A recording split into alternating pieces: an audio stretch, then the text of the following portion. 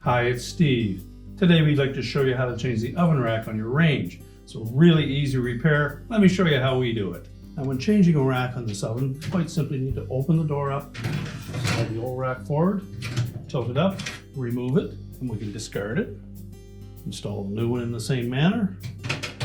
Line it up side to side, and push it all the way back into place. Now to ensure that your oven racks last longer, be sure to remove them anytime that you're doing a self-clean and simply wash those in a soapy water solution, or you can use an oven cleaner, put it in a plastic garbage bag, allow it to soak, rinse it thoroughly afterwards and dry it, and then put it back in the range. And your repair is complete.